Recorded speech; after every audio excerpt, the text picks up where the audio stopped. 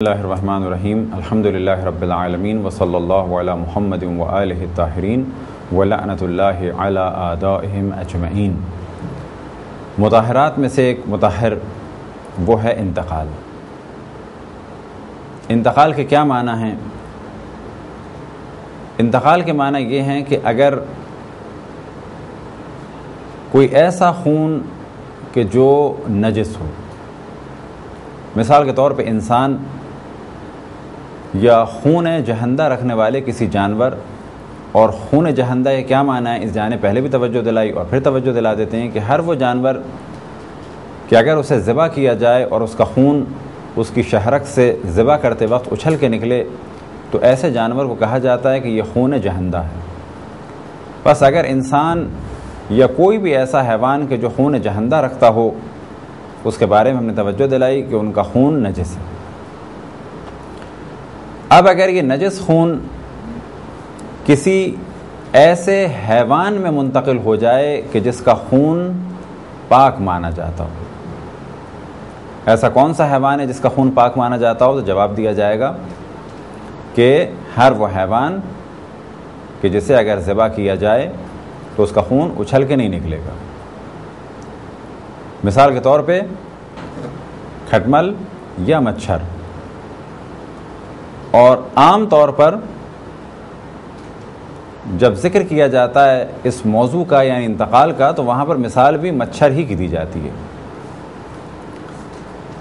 تو یہاں پر مسئلہ اس طریقے سے ہے کہ اگر کسی انسان کا خون منتقل ہو جائے مچھر میں اور یہ مچھر کا خون مانا جائے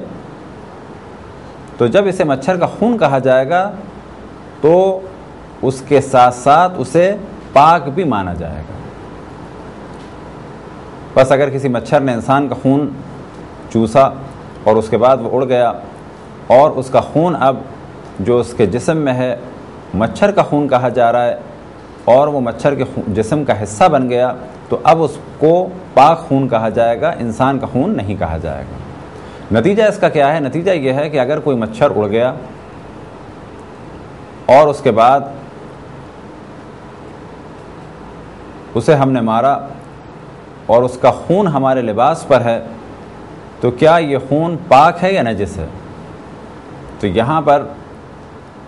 اس خون کے بارے میں کہا جائے گا کہ یہ خون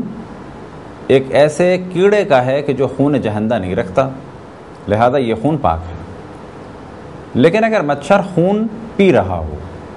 تو جس دوران مچھر خون پی رہا ہے اگر اس مچھر کو فرض کریں کہ وہ ہاتھ پر بیٹھا اور خون پی رہا ہے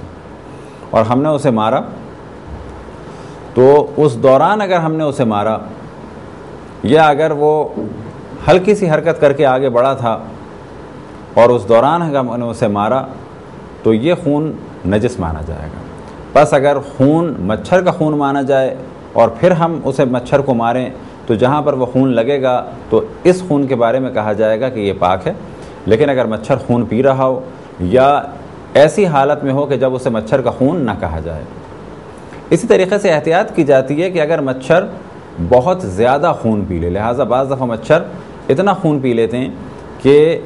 وہ پھر انسان کا خون ہی مانا جاتا ہے۔ مثال کے طور پہ اتنا خون پی لیں کہ اب وہ اڑ بھی نہ پا رہے ہوں تو ایسی صورت میں احتیاط ہے کہ اس خون سے بچا جائے۔ اسی طریقے سے مثال دی جاتی ہے جونک کی کہ جونک جب خون پیتی ہے تو عموماً یہی کہا جاتا ہے کہ یہ خون کس کا ہے؟ انسان کا خون ہے۔ تو جونک کے خون کے بارے میں بھی